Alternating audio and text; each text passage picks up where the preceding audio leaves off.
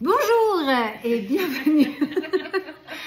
Voilà, on a dit qu'on allait faire décoller nos vues. Alors, si vous voyez cette vidéo, allez-y, partagez-la, likez. Exactement, mettez un pouce en l'air. Et voilà, donc on va dédier ce cours pour la Refoua Shelema Bezrat Hashem de Rabbin Lipskar, Shalom Dovber Ben Rachel Beila. Qu'Akadosh Baruch Hu lui envoie une Refoua Shelema Bekarov et qu'il puisse retourner à sa communauté et continuer à développer Bezrat Hashem, cette magnifique communauté de Bal Harbour. Ok. Et on va lire du coup un petit psaume. Shir HaMa'alot Mimaramakim Keraticha Adonai. Adonai Shim'a Vekoli Tiena Oznecha Kashuvot Lekol Tachanunai. Imavonot Tishmaria. Adonai Miyamod. Ki Mecha Sera Limaran Tivare. Kiviti Adonai Kiveta Nafshi Velidvaro Chalti. Nafshi la Adonai Mishomrim Laboker Shomerim Laboker. Yachel Israël al Adonai Ki Madonai Yacheset Verbe Mofedut Veuvte Israël Mikol Avonotav. Nous sommes page 53 du livre de la Rabbi Banite Sarah Yosef, La pensée positive. Et cette semaine, nous avons un livre pour chacune, ce qui est magnifique. Ok. Donc on était en fait au chapitre 3, le pouvoir de la parole. Vous vous souvenez la semaine passée? Julie, je ne sais pas si tu voulais replayer. Ah ouais, ok, top. Alors, on va commencer. L'importance de la parole dans le judaïsme. Quelqu'un veut commencer à lire? Pas toi, d'accord. Lynn ou Julie, vous voulez? Non? Bon, je peux lire, hein, ça m'est égal, mais tu veux lire? Allez, on y va. Allez. Alors, l'importance de la parole dans le judaïsme. Une Mishnah des Maximes des Pères nous dit « Le monde a été créé par 10 Mahamorot » parole. Nos sages expliquent que non seulement Hachem a créé le monde par la parole, mais qu'il le recrée constamment par la force de la parole.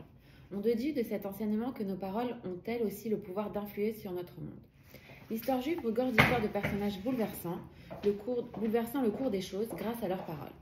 Ces récits ne concernent pas seulement les grands des générations passées, mais également de nos jours, la parole peut opérer des prodiges. L'une des raisons pour lesquelles les gens s'adressent aux sages d'Israël, afin de leur demander conseil et bénédiction, est que le tzaddik décrète et Dieu réalise. C'est-à-dire que la parole des justes équivaut à une promesse. Par le mérite de leur droiture et de leur dévouement pour l'étude de la Torah, la parole des justes peut opérer de vrais prodiges dans ce monde. C'est un peu comme si le maître du monde disait « Ce juste embellit mon monde, comment le contredire ?» De nombreuses choses sont liées à la parole et notamment les rêves. Ainsi, le Midrash raconte l'histoire d'une femme qui s'adressa à Rabbi Eliezer et lui dit « J'ai rêvé que le toit de ma maison s'effondrait. » Rabbi Eliezer interpréta son rêve et lui dit « Tu enfanteras un garçon. » Et ce fut ainsi. Après un certain temps, cette femme fit le même rêve et Rabbi Eliezer lui dit à nouveau qu'elle enfanterait un garçon, et ce fut ainsi.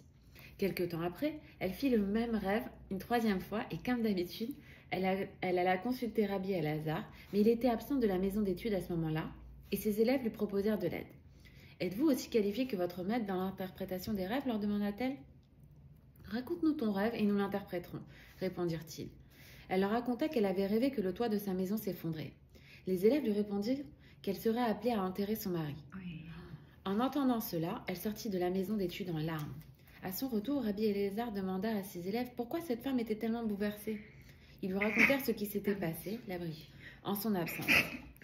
Rabbi Eliezer les écouta avec effroi et leur dit « Vos paroles ont tué son mari, car il est écrit, il en fut comme il nous l'avait interprété. » Il est important de comprendre pourquoi certaines personnes consultent des diseuses de bonne aventure, bien que celles-ci n'aient aucun don de prophétique. Leur seule force réside dans les paroles qu'elles profèrent, qui, elles, influent véritablement sur les événements. De même que la parole détermine la signification du rêve, les paroles des hommes peuvent se répercuter sur la réalité de la vie. Une autre histoire sur les rêves témoigne de l'importance de la parole d'une manière impressionnante. La Guémara raconte l'histoire d'un homme habitant Jérusalem qui fit un rêve. À cette époque-là, il n'y avait à Jérusalem pas moins de 24 interprètes de rêves. Cet homme les consulta tous et chacun lui donna une interprétation différente. Et toutes les 24 interprétations se réalisèrent. Ces histoires nous prouvent que tout événement résulte de la parole. Ce que nous énonçons avec la bouche se réalise concrètement, au point même que c'est la parole qui détermine la signification d'un rêve. Ok. Intéressant, hein? Alors, d'abord, il y a un truc qui est super important. Le paragraphe commence en nous disant une Mishnah des Maximes des Pères nous dit le monde a été créé par 10 Mahamarot. 10 paroles, d'accord?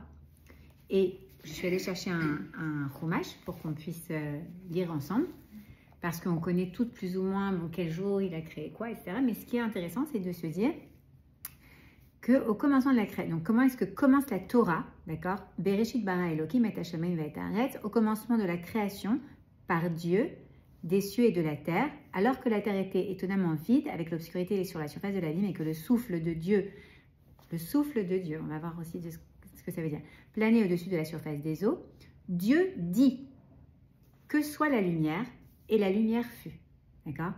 Dieu vit que la lumière était bonne, etc. Ensuite, Dieu appela la lumière jour, ok? Il appela l'obscurité nuit, et ce fut le soir, et ce fut la journée. En fait, à chaque fois, Hachem va dire, et ça va exister, ok? Donc c'est important de voir en fait que la parole, elle est créatrice. C'est comme ça que le monde a été créé, par la parole divine, n'est-ce pas? On disait la semaine passée, l'être humain est le seul être qui a été doté de paroles, à proprement dit. Même un perroquet qui va dire des mots, il ne fait que répéter des sonorités, mais il n'a pas une parole. C'est vrai que les animaux ont un sens de communication, mais ça n'est pas une vraie parole, d'accord? L'être humain est le seul à avoir cette parole. Pourquoi? Parce que contrairement aux autres créatures, aux autres êtres, eh bien, il a été créé Betselem Elohim, à l'image de Dieu, d'accord? Et comme il a été créé à l'image de Dieu, ben lui aussi, avec sa parole, il peut créer. Et c'est hyper important. Le paragraphe nous dit également, non seulement il a créé le monde à ce moment-là, il y a 5785 ans, d'accord, avec la parole, mais il le recrée à chaque instant. Pourquoi? Parce qu'on se souvient, dans les premiers cours qu'on a fait sur la pensée positive, on disait, si vous vous souvenez, que Akadosh Baruch Hu, il est éternel. Et puisqu'il est éternel, je sais que je le répète quasiment à chaque cours, mais ça veut dire qu'il est en dehors de la temporalité. Ok? Donc c'est à partir de ce moment-là, ce qu'il a fait il y a 5785 ans, c'est ce qu'il fait maintenant, puisque lui, il n'est pas dans la temporalité. Donc ça veut dire qu'à chaque instant, s'il y a de la lumière, c'est parce qu'Hachem est en train de dire que la lumière soit. Ok? C'est pas seulement que la lumière fut, c'est qu'elle est parce qu'Hachem l'a dit. De la même manière que Akadosh Baruch Hu, le 6e jour, il a créé l'être humain et il a insufflé, et on va voir que le souffle, vraiment, c'est quelque chose d'important. Il a insufflé à l'intérieur de cet être d'argile qui était Adam Arishon au départ, une nishmat reim, un souffle, encore une fois, de vie. N'est-ce pas? Et c'est ça qui a donné, c'est la neshama qui rentre dans le corps, et c'est ça qui donne vie au premier homme. L'humanité est née par le souffle de Dieu. Et il faut comprendre, ce qui a été vrai le 7e jour l'est encore aujourd'hui. Comment est-ce que nous restons en vie? Grâce au souffle de Dieu qui est insufflé en nous à chaque instant. Si je ne reprends pas ma respiration maintenant, je vais m'étouffer. Et qu'est-ce que je suis en train de faire? De prendre l'inspiration qu'Akadosh Baruch Hu met en moi. C'est-à-dire que cette Nishmat Reim, ce souffle de vie, il est en continu. Akadosh Baruch Hu maintient ce souffle à l'intérieur de nous. Et c'est ça qui fait que notre Neshama, qui est donc un résultat de cette Nishmat Reim, Neshima, qui est un souffle, d'accord? Eh bien, elle revient, elle reste, elle se maintient à l'intérieur de notre corps. Pourquoi c'est tellement important de réfléchir au souffle? Parce qu'en fait, le souffle, c'est l'élément premier de la parole. C'est quoi la parole? Si on regarde d'un point de vue scientifique, ben en fait, la parole, c'est du souffle qui passe à travers des cordes vocales.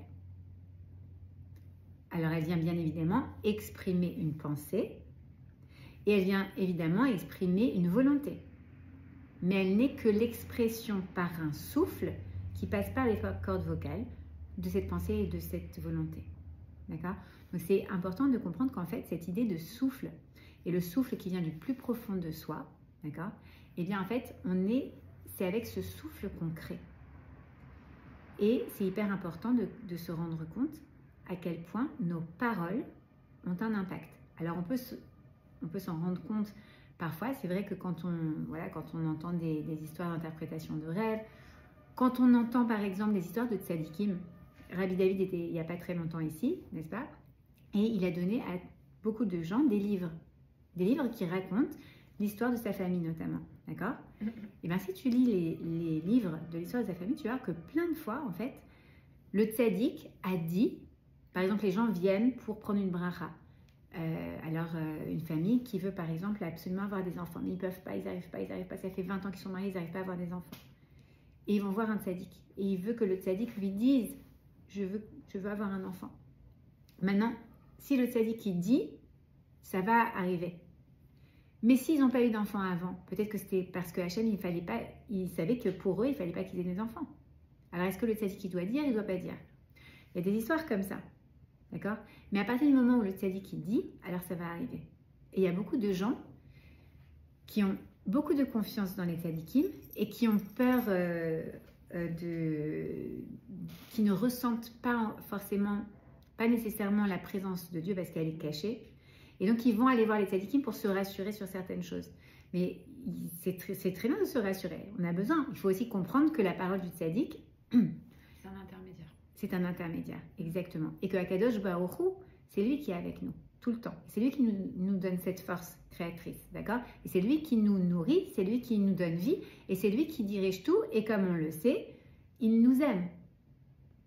Il t'aime, toi, d'accord? Et il te veut que du bien et encore plus de bien. On connaît la chanson. Ok? Donc c'est vrai, si on sait ça, si on s'en convainc, alors on a, entre guillemets, eh ben, on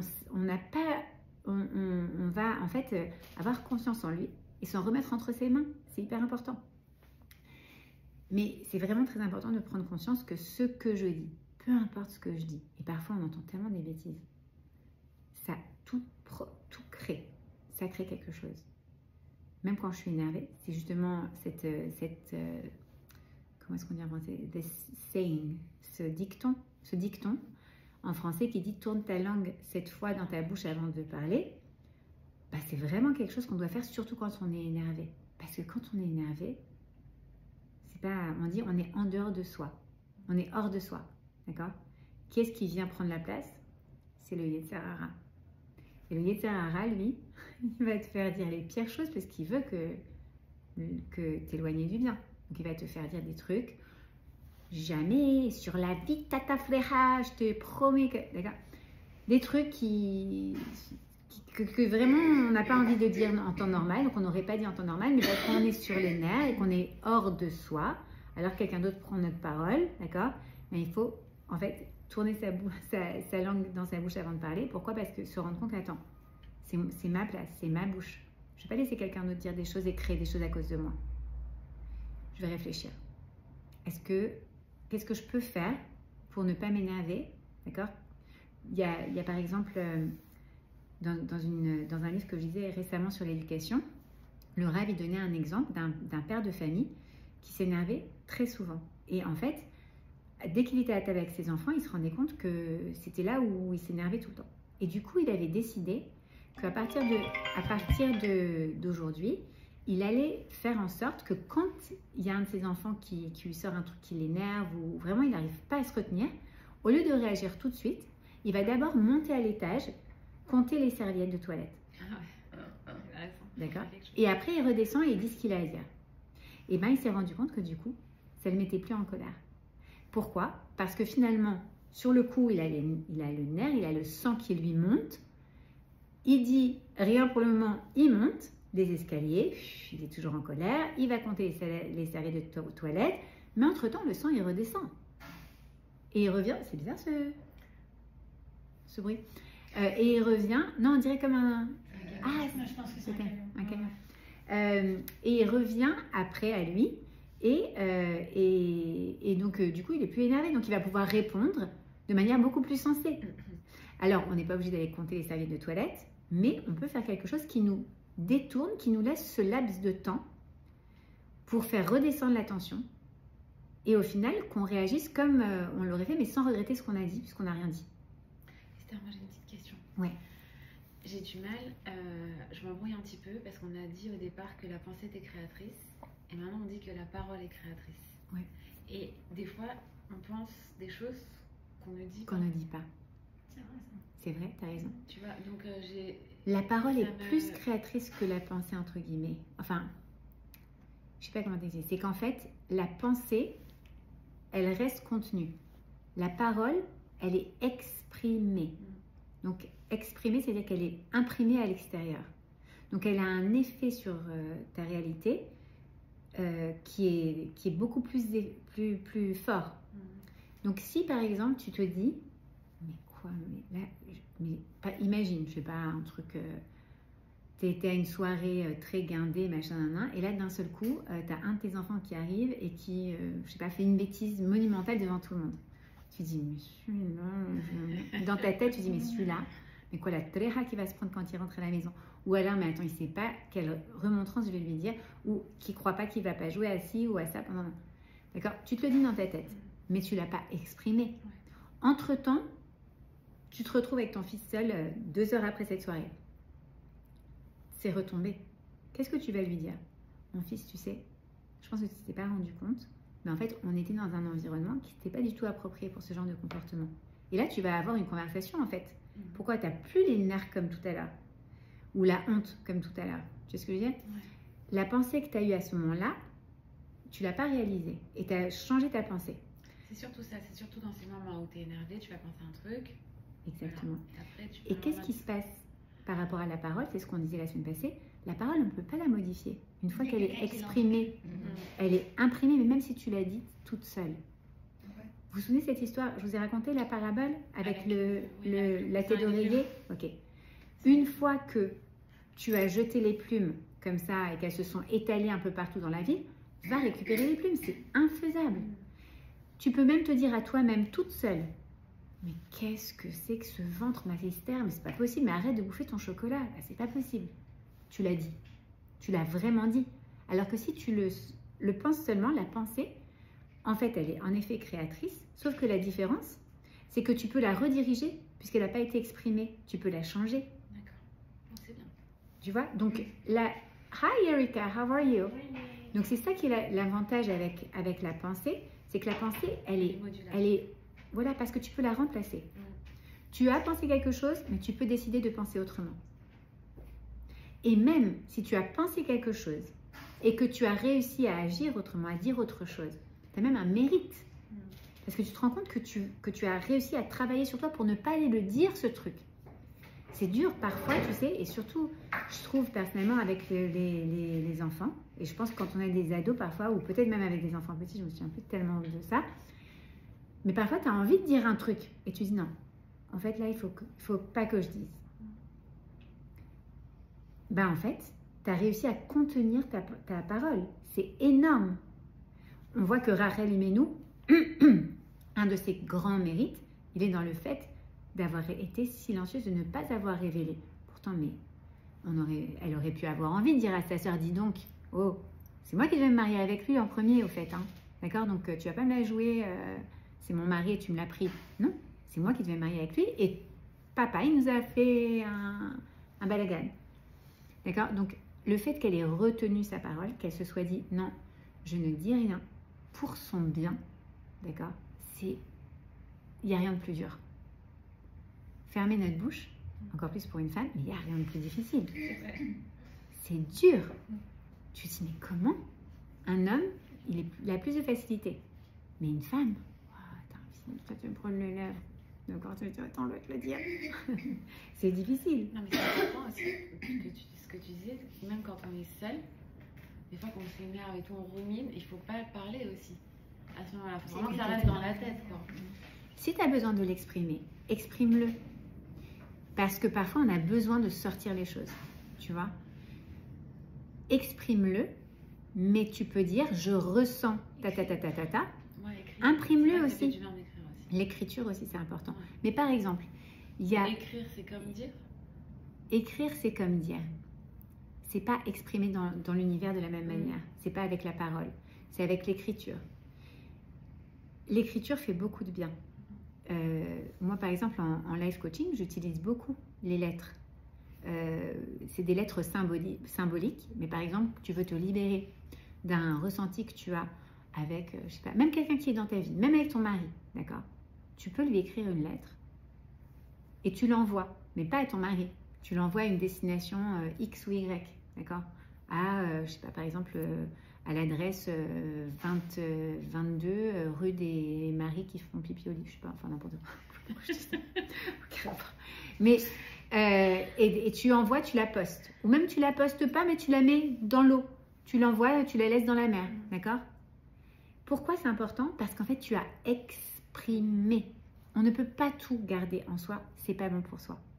C'est mauvais, d'accord? Qu'est-ce que c'est qu'une maladie? C'est quelque chose qu'on a du mal à dire. Mal à dire, ok? En général, c'est des choses qu'on garde. A disease is something that makes you not at ease. C'est pareil, tu vois? C'est quelque chose qui te rend inconfortable parce que tu n'as pas pu l'exprimer. Donc, exprimer, c'est important. Mais savoir comment diriger le flot de parole. Et même si on doit dire les choses, il faut choisir des choses qui ne font pas tuer.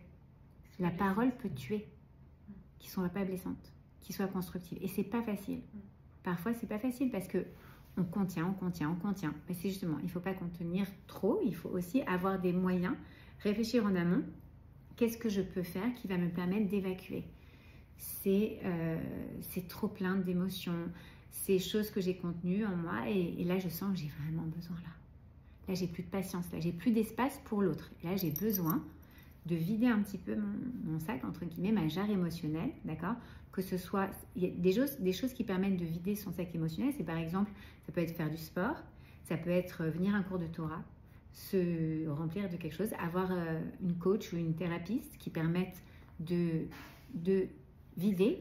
Alors, justement, est-ce que quand je dis des choses à mon thérapeute, est-ce que je suis en train de créer du mal?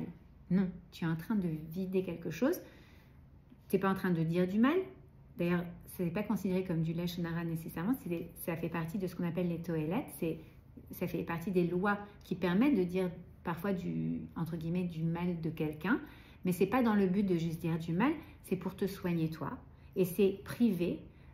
Dans une consultation avec quelqu'un, tu vois, c'est pas dans le but de raconter et de colporter, c'est juste parce que ça te fait tellement mal que tu as besoin d'aller partager ça avec quelqu'un et ça sort de toi, tu l'exprimes et tu l'imprimes autrement.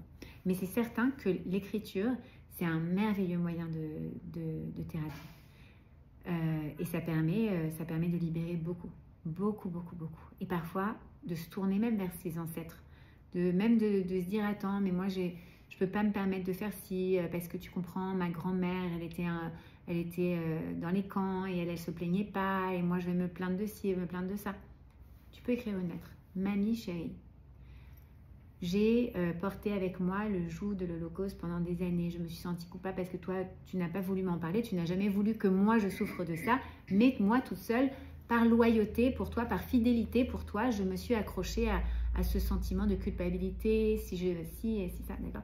Mais aujourd'hui, j'accepte d'être loyale à toi et de t'aimer sans ce sentiment de culpabilité que tu n'aurais jamais voulu que j'ai de toute manière, d'accord. Donc, ça peut être par exemple ce genre de lettre. Et peut-être mamie, elle n'est plus là, d'accord, mais c'est pas grave. Le fait de l'écrire, ça libère le cœur. Ok, donc c'est hyper important de se rendre compte que l'expression orale, ça a un impact différent sur la réalité que l'expression écrite, mais l'expression écrite permet d'exprimer. Et exprimer, c'est hyper important. Et tu l'imprimes sur un texte, tu l'imprimes pas dans le cosmos, comment est-ce qu'on peut dire ça, mais quand tu parles, c'est une autre dimension de création.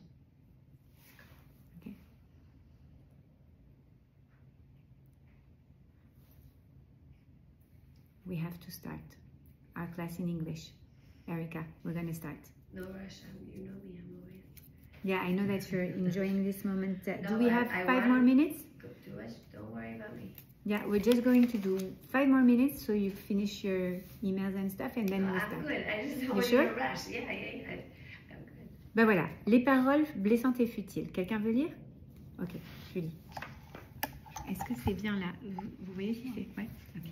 Nos sages disent, l'alliance est gravée sur les lèvres. Certains expliquent que 2 anges se tiennent à l'entrée de la bouche de l'homme. Ces anges accompagnent chaque parole qui en sort et la portent vers les sphères célestes. Ils n'ont de cesse que cette parole se réalise. C'est pour cela qu'il nous est interdit de parler avec mépris et que nous avons l'obligation d'être attentifs à tout ce qui sort de notre bouche. Par ailleurs, les paroles peuvent en arriver à blesser autrui. C'est pourquoi nous avons l'obligation supplémentaire de veiller à ce que nous disons. Nos sages disent « L'homme ne doit jamais sortir une parole blessante de sa bouche ». Le récit de Béréchit concernant Rachel et Yaakov décrit que lorsque Rachel s'empara des idoles de son père, Yaakov dit qu'il n'était pas au courant de ce vol, mais que quiconque les avait volés mourrait. Il est évident que Yaakov ne savait pas que c'était Rachel qui s'en était emparée et ne désirait certainement pas qu'elle meure. L'intention de ces paroles ne revêtait aucune malédiction. Cependant, dès qu'il les prononça, un processus inéluctable se déclencha qui mena finalement Rachel à une mort prématurée. Elle mourut par la suite sur la route après avoir enfanté Benjamin et fut enterrée à Bethléem. Nous comprenons de là que même une parole prononcée sans intention, ni arrière-pensée, ni désir de faire du mal, peut se réaliser, causer bien des dégâts et entraîner des conséquences irrévocables. Il est écrit dans le Zohar, chaque parole qui sort de la bouche d'un être humain a une voix qui provient des sphères célestes et certains anges persécuteurs lui sont liés. Que vient nous apprendre le Zohar? Chaque parole dite ici-bas a une voix qui lui correspond dans les sphères célestes. Lorsque nous prononçons des paroles injurieuses ou méchantes, les anges maléfiques se lient à cette voix céleste pour nuire et faire en sorte qu'elle se réalise. Mais heureusement, le contraire est également vrai. Waouh. Eh ben, Heureusement qu'il y a la dernière phrase quand même qui Ouais. dit qu'il Ouais. peut avoir au moins le contraire, parce qu'on a tous entendu, on a tous déjà dit des fois des phrases qu'on regrette. bien sûr. Bien sûr. Mais Mais, dire quand même ça angoissant. mais je trouve que c'est aussi génial d'apprendre, de partager ça parce Oui. que aujourd'hui on se dit, mais On a envie de faire Maintenant, attention à ce qu'on va je dire. c'est attention. certain que je vais faire plus Très attention. attention. Les moments où je suis consciente de ce que je dis, je vais choisir mes mots différemment. Parce que j'ai pas envie qu'un ange maléfique s'en empare et me fasse Exactement. un sale tour. Voilà, alors on va commencer le cours sur la Emouna en anglais. Hop. Have a beautiful week.